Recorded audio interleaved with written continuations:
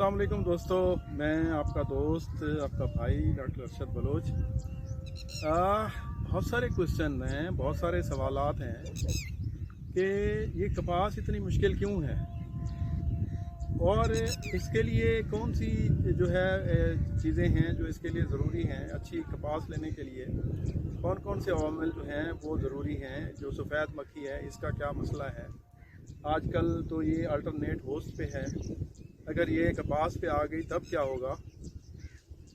और जो गुलाबी सुंडी है, चूँकि वो भी एक बहुत ही मुश्किल पेस्ट है, जैसे मैंने आपसे पहले भी कहा था कि ये सफ़ेद मक्खी और ये गुलाबी सुंडी ये दो कॉम हैं जो पल रहे हैं, हमारे लिए मसला है। और इसी तरह और भी बहुत सारे इंसेक्ट्स हैं, जेसिड है और एफिड है, थ्रिप्स है, चितकबरी सुंडी, अमेरिकन सुंडी है और भी कुछ डिजीज़ भी हैं। वो जो है उनका क्या होगा, वो कैसे काबू होंगी। और इसके अलावा जो अगर बारिशें हो गई, क्योंकि पिछले कुछ अरसे से हमारी जो फसल है, जो कपास की फसल है, ख़ास तौर पे बारिशों की वजह से बहुत मसला हुआ, क्योंकि बारिश के लिए ये बहुत सेंसिटिव है। इसमें अगर पानी खड़ा रह जाए तो बहुत मसला होता है और हमारी फसल दिखनी कैसे चाहिए। तो फ़िलहाल ये बहुत सारे क्वेश्चन थे, सवाल थे जो मेरे दोस्तों की तरफ से भी थे, कुछ मेरे अपने जहन में भी थे। ये मुश्किल क्यों है। कपास बहुत सादा हुआ करती थी। देखिए, एक तो बहुत सारी जो मौसमियाती तब्दीलियां हैं वो भी उन्होंने भी इस जो फसल को बहुत मुश्किल बना दिया है। फिर हमने भी बहुत सारे ऐसे अवामिल हैं जो बहुत गैर ज़रूरी हैं, उनको भी इसमें शामिल कर दिया है। बीज के मसले हैं, हमें बीज अच्छा मिलता नहीं है। क्लाइमेट अपनी जगह पे, उसके बहुत सारे मसले हैं। जो इसमें जो हम इनपुट्स डालते हैं वो सही नहीं हैं, वो जेली मिलते हैं। खाद है, जो पेस्टिसाइड्स हैं वो बहुत गैर ज़रूरी हैं। और ख़ास तौर पे जो मैनेजमेंट है इसकी, जो मैं हमेशा मैनेजमेंट को टॉप प्रायोरिटी देता हूँ, यही हमारे बस में है। तो जो मैनेजमेंट है उसमें बहुत सारे फॉल्ट रह जाते हैं। तो देखिए, सफ़ेद मक्खी बहुत ही ख़तरनाक पेस्ट है। बहुत सारे दोस्त मेरे ऐसे हैं, वो यही कहते हैं कि इसको ख़त्म कर दें तो हम कपास पे आएंगे। इसी सफ़ेद मक्खी की वजह से बहुत सारे मेरे दोस्त हैं, उन्होंने कपास को लगाना छोड़ दिया है। नो डाउट बहुत ही डिफ़िकल्ट, बहुत ही मुश्किल पेस्ट है। हालांकि बहुत बज़ाहिर छोटी सी नज़र आने वाली मक्खी जो है, पूरा साल इसका लाइफ साइकिल ऐसा है कि पूरा साल ये रहती है। इसके अल्टरनेट होस्ट बेतहाशा है और आजकल भी ये बहुत ही ज़्यादा जो है अपने अल्टरनेट होस्ट पे ये पल रही है।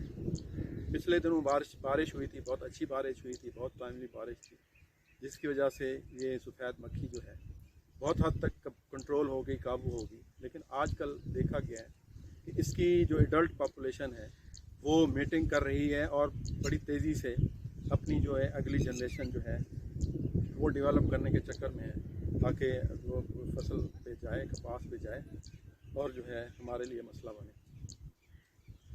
जाहिर है इसको काबू करना, देखिए ये बहुत ही इसकी एक ख़ास, सफ़ेद मक्खी की एक ख़ास बात है, बहुत इंटेलिजेंट पेस्ट है। जो ही आप फील्ड में आएंगे वो स्मेल में कोई 1 2 4 जत्थे ने भी अगर उसको वो स्मेल कर लिया तो पूरे फील्ड में वो उनकी जो पैगाम रसानी है वो हो जाती है और वो जो है वो फील्ड छोड़ के भाग जाती है। और इसके अलावा जो ही प्रेशर आता है इस पे, पेस्टिसाइड का बहुत इस्तेमाल होता है, तो ये इसका फेकेंडिटी रेट, अंडे देने का जो रेट है वो बहुत ज़्यादा हो जाता है। इस वजह से भी अपनी पॉपुलेशन को तेज़ी से बढ़ाती है। और वैसे भी जो रेजिस्टेंस है इंसेक्ट्स में, वो एक ही केमिकल बार बार इस्तेमाल करके ये बहुत ही सारे इंसेक्ट रेजिस्टेंस हो गए हैं। जबकि यही जो केमिकल्स आप इस्तेमाल कर रहे हैं, आप यकीन कीजिए जो बेनिफिशियल इंसेक्ट्स हैं उनके लिए 100% उनको किल करती हैं, जबकि हमारे टारगेट पेस्ट जो हैं वो ज़िंदा रह जाते हैं।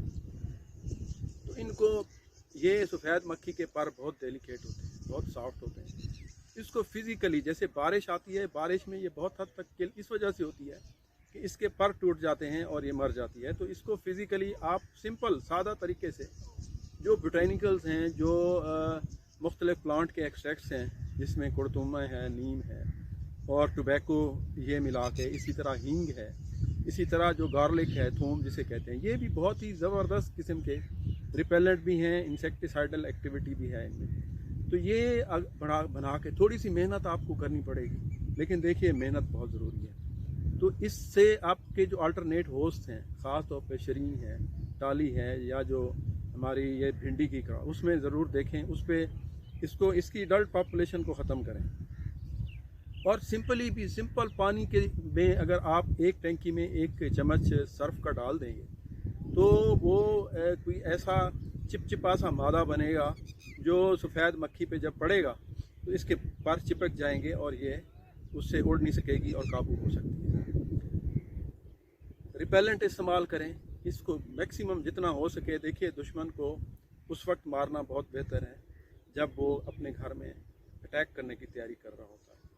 तो अभी वो अटैक करने की तैयारी में है, कोशिश करें कि इसको वहीं जाके काबू करने की कोशिश करें। और इसी तरह गुलाबी सुंडी नो डाउट बहुत ही ख़तरनाक पेस्ट है। उसकी वजह ये है कि वो जो ही अंडे से निकलती है सुंडी, उसकी अगले 45-50 मिनट 1 घंटे में वो किसी न किसी फूल में या किसी न किसी जो है बॉल में वो घुस जाती है और हमें पता नहीं चलता। केमिकल्स बेतहाशा इस्तेमाल हो चुके हैं तो कोई फ़ायदा नहीं है। Pink bollworm, ropes, PB ropes, कुछ इस छोटी सी रस्सियाँ होती हैं जिनमें फेरोमोन लगाया जाता है, और वो फेरोमोन एक्चुअली सेक्स फेरोमोन होता है जो कि इंसेक्ट्स फीमेल की स्मेल होती है, जिसमें मेल जो है चूँकि पूरे फील्ड में लगाया जाता है तो मेल को एक्चुअली मेटिंग से जो डिसरप्ट करना, रोकना, ये हमारा मकसद होता है। तो इसमें बहुत ही सक्सेस है। अगर इनकी मेटिंग नहीं होगी तो इनकी एगलिंग नहीं होगी। अगर ये अवेलेबल नहीं है फ़िलहाल तो फिर रिपेलेंट वाला इशू बहुत ज़बरदस्त है।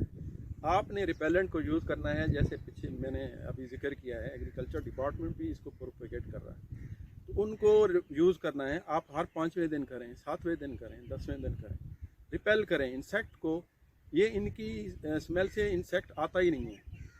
ये एक बेहतरीन स्ट्रेटेजी है, थोड़ी सी एफ़र्ट है, आदत डालें एफ़र्ट करने की। अगर ये रिपेलेंट यूज़ करें, अगर आपके पास पीबी रोप्स नहीं है तो इन रिपेलेंट्स को कंटिन्यूसली इस्तेमाल करें। और ये जो इनके मौत हैं, परवाने हैं, इनको अपने फील्ड में आने दें। और इसी तरह एक क्वेश्चन आता है जी, बाकी जो इंसेक्ट्स हैं बहुत सारे, उनमें चितकबरी सुंडी है, जेसेड है, थ्रिप्स है, और अमेरिकन सुंडी है, आर्मी वर्म है, बहुत सारे और भी इंसेक्ट्स हैं। तो देखिए मैं आपको गिनवाता हूँ जो इंसेक्ट्स मैंने खुद देखे हैं, शायद कुछ नाम रह जाएँ। मिस्ट्री बग बहुत अच्छा जो है शिकारी है। क्राइसोपा आप सब ने देखा है, सब्ज़ कलर का एक परवाना फिर रहा होता है, उसका छोटा सा एलिगेटर मगरमच्छ की तरह का छोटा सा उसका जो है बच्चा, बहुत ही खुराक है उसकी, इतना एफिशिएंटली वो खाता है आप सोच ही नहीं सकते। मायरिड बग है, एक पायरेट बग है, ओरियस बग भी उसको कहते हैं, एक कैंपिलोमा है, स्पाइडर्स हैं, बहुत इसकी अकसाम है। प्रेइंग मेंटेड है, एक बहुत ही ज़बरदस्त किस्म का ये जो है ये शिकारी है दुश्मन कीड़ों का।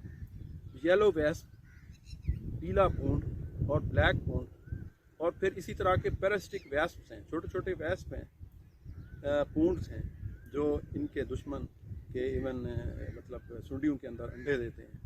इसी तरह इनकारशिया है, एरिटमोसिरस है, ये 2 सफ़ेद मक्खी के निम्फ में अपने एग्स देते हैं।